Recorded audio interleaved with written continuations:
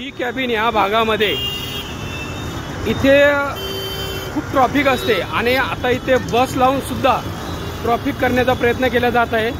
ही कोणत्या कायद्यानुसार लावली गेली आहे हे जरा माहिती झालं तर कळेल। मला असताना सुद्धा पोलीस कारवाई करत नाहीये, इथे बसस्थानक सुद्धा नाहीये, कशी काय बस लावली जाते ते कळत नाहीये। जर या दुकानवाल्यांच्या दुकानासमोर जर रिक्षावाल्यांनी रिक्षा लावल्या तर दुकानवाल्यांना अडचण होते आणि आज पोलीस इथे या बसला लावून ठेवले आहे, काढत नाहीये। काय नियम आहे ते कळत नाहीये, कशामुळे या लावल्या त्याही कळत नाहीये। बी कॅबिनला बस लावल्यामुळे मोठ्या प्रमाणात इकडे ट्रॅफिक झालेली आहे, पूर्ण पॅक झालेलं आहे। बघा ती बस पार्किंग करून बाजूला उभा आहे।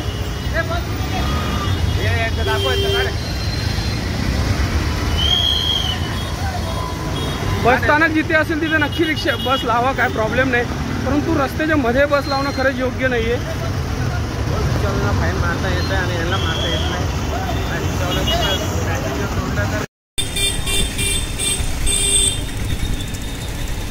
कारवाई ती कारवाई मग ती कोणावर होऊ द्या, जे चुकीचं आहे यांच्यावर कारवाई झालीच पाहिजे। स्थानिक प्रशासन सुद्धा याला जबाबदार आहे। महानगरपालिकेच्या परिवहन विभागाला सुद्धा मी एक पत्र देणार आहे आज, कधी कुठल्या प्रकारे इथं त्यांचं बसस्थानक मंजूर आहे की नाही आहे आणि नसताना सुद्धा ते कसं काय कारवाई करू, कसे काय ते पॅसेंजर घेऊ शकतात याचं मी उदाहरण देणार आहे। तर आपण बघूया गोष्टी। याच ठिकाणी सकाळी काय करतात, आज सगळं काय गेलं ह्याच ठिकाणी TMT ठाणे महानगरपालिका परिवहन सेवा यांच्या बसेस उभ्या करून तिथून पॅसेंजर घेतले जातात। ठीक आहे, आम्ही शासनाचा कुठलाही महसूल बुडवण्याचा आमचा हेतू नाही आहे, पण आम्हाला एकच सांगायचा प्रयत्न करायचा आहे की ह्या ठिकाणी कुठल्या प्रकारचा बसस्टॉप आहे का, ह्या ठिकाणी कुठल्या प्रकारचं स्टँड आहे का, त्यांचं स्थानक आहे का। अगर त्यांचं स्थानक या ठिकाणी नाही आहे तर मग अशा ठिकाणी ते आपले बसेस लावून कसे काय पॅसेंजर घेऊ शकतात। अगर हाच रिक्षावाला आपलं स्टँड सोडून दुसऱ्या ठिकाणी जाऊन बिगर स्टँडचं भाडं घेतो त्याच्यावरती कारवाई केली जाते, माझ्या बसेसवरती कारवाई का केली गेली नाही, ही कारवाई झालीच पाहिजे। बघा ह्या ठिकाणी, आणि तेही वाहतूक शाखेचं हे असताना सुद्धा अशा ठिकाणी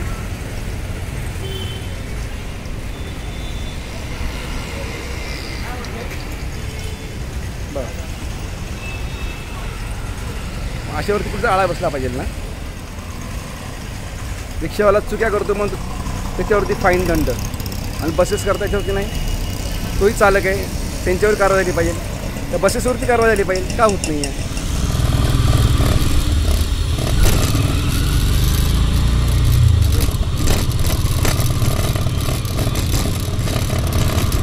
या ठिकाणी विरुद्ध दिशेला बसेस लावून त्या बसेस धरल्या गेले सकाळी, तर बरोबर मग अशी, तर मग सांगा बरं त्यांना नो एंट्री नाही का, वन वे नाही का, विरुद्ध दिशेला गाडी बसणं गुन्हा नाही का, मग हे गुन्हा करत असताना यांच्यावरती कारवाई का केली जात नाही।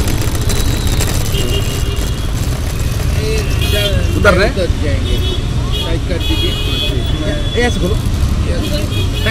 Thank you nice to welcome to thank you. लेस पाहिजे ना, लेस मारो तो दुकान अंकल चैनल को सब्सक्राइब करो अपने।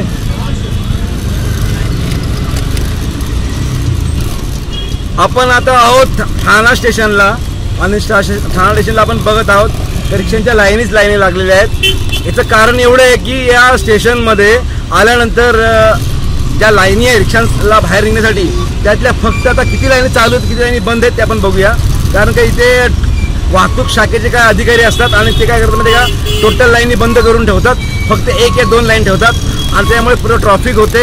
या ट्रॉफिकला कारणीभूत कोण, ह्या ट्रॉफिकला कारणीभूत कोण, तर आपण इथं बघू आता किती लाईनी चालू आहेत आणि किती रिक्षावाले, इमानदार रिक्षावाले आणि बेईमान रिक्षावाल्यांची जी संगत आहे सगळ्याची ते आपण बघतोय आता आपण। बघा मला एकच सांगायचं आहे की मी कोणाच्याविषयी वाईट बोलत नाही किंवा कोणाला वाईट करण्याचा प्रयत्न करत नाही आहे, पण जे काय आहे ते सगळ्यांनी बघायला हवं आहे। कारण जो बिचारा इमानदार जो रिक्षावाला आहे तो कमीत कमी 15-20 मिनिटं लाईन लावतो आणि तो नंबर त्याला जवळचं भाडं भेटतं आणि चिटर रिक्षावाले लाईन न लावता लांबचे भाडे घेतात आणि लोकांना लुटतात. बघा बरं तुम्हाला कसं वाटतंय. आता आपण पुढे बघूया. बघा हे ठाणे स्टेशन एवढं हे तुम्ही सहज दिसेल तुम्हाला. एवढं स्टँड आहे याच्यामध्ये. बघा मला किती रिक्षा लाईन चालू आहेत. किती चालू आहेत का नाही ना. भरपूर रिक्षाच्या लाईनी या लोकांनी बंद करून ठेवल्यात आणि फक्त 1 ते 2 लाईन चालू आहे. एक दोन लाईनीमध्ये हा रिक्षावाला कसं काय जाणार का कसं तरी. फक्त 2 लाईन लावून ट्रॅफिक वाढवण्याचा प्रयत्न हे लोक करत आहे आणि याला सगळं जबाबदार वाहतूक प्रशासन, वाहतूक शाखा, ठाणे वाहतूक शाखा, पोलीस प्रशासन याला जबाबदार आहे. साहेब मला सर्वांना एकच दाखवण्याचा प्रयत्न करायचा आहे की ही दादागिरी यांची कधी संपणार आहे. चोरांनी अलग लाईन लावा, इमानदाराने अलग लावा, की कुठपर्यंत चालेल ही गोष्ट. बघा ना ह्या लाईन 1 नंबरची लाईन दिसते. गाडी हलते का नाही हलत आहे. 2 नंबर 3 नंबर लाईन फक्त चालू आहे. 4 नंबरची लाईन चालू आहे का नाही चालू आहे. मला जबाबदार कोण.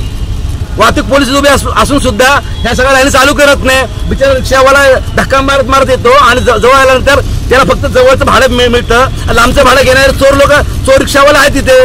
त्यांना सांभाळणारे कोण आहे. वाहतूक शाखेचे पोलीस आहेत. बघा आपल्या स्क्रीनवरती दिसते तुम्हाला. पॅसेंजरची लाईन लागलेली आहे, बाजूला रिक्षा पण आहेत, पण रिक्षावाले भाडं घेत नाहीये. का भाडं घेत नाहीये याचं कारण काय. ज्या रिक्षा साईडला उभे राहिलेले आहेत त्यांचं कारण काय. म्हणजे इमानदार रिक्षावाला यायचं आणि त्याने फक्त 21 रुपयाचं जवळचं भाडं घ्यायचं आणि बैमान रिक्षावाल्याने लांबचे भाडे न्यायचे. हे कुठपर्यंत योग्य आहे साहेब. बरोबर आहे ना. मग ह्या सगळ्या गोष्टीला आळा घालण्यासाठी यांचेच कार्यकर्ते इथे उभे आहेत. यांचे पोलीस प्रशासन यांना योग्य आहे. मला भाडं घ्यायचं नाहीये. फक्त मी रिक्षाही पर्यंत घेऊन जायची नव्हती. फक्त मला हे दाखवण्याचा प्रयत्न करायचा होता की आपण बघूया आज स्टेशनला जाऊया आणि बघूया तिची कंडिशन काय. ही सगळं आपण रेकॉर्ड करतोय. प्रत्येक लाईनीमध्ये किती लाईन चालू आहे, किती लाईन बंद आहे हे तुम्हाला दाखवण्याचा प्रयत्न करतोय. चला पुढे बघूया आपण. वाहतूक शाखेचे अधिकारी पण आहेत. बघूया त्यांची पण कमाल. आपण शूट करतोय सगळं या गोष्टी. जोपर्यंत आपण जाणार नाहीत हे लांबचे भाडे घेऊन येणार आणि रिक्षावाल्यांना घेऊन जाणार. त्याच्यामुळे ह्या गोष्टीचा जबाबदार कोण. का बरं हे असं करणार लोक. किती दिवसांनी चालणार दादागिरी. आणि ते फोटो काढणार, मशीनमध्ये टाकणार, रिक्षांवरती फाईन मारणार. कुठपर्यंत चालणार आहे सांगा बरं. का सगळा रिक्षावाला बेईमान असतो का. सगळा रिक्षावाला इमानदार असतो का. पण या बेईमान रिक्षावाल्यांमुळे इमानदार रिक्षावाल्यांना त्रास होतो. याची कोण दखल घेणार आहे का. आता समोर गेली एक ऑरेंज कलरची गाडी लास्ट टाइम उभी होती. लांबचं भाडं येणे घेतलं आणि गाडी निघाली. हे योग्य आहे का. बघा बरं योग्य आहे का. ही ऑरेंज कलरची गाडी बघा नंबरीचा. लांबचं भाडं घेतलंय बाईनी, जवळचं घेतलं नाही आणि लाईन उभी नव्हती ती. मग याला कुठेतरी आपण प्रशासन किंवा आपले वाहतूक शाखेचे अधिकारी जबाबदार आहेत. का बरं असं करायचं. जो गरीब आहे गरीबालाच का मारायचं. जो इमानदारालाच का मारायचं.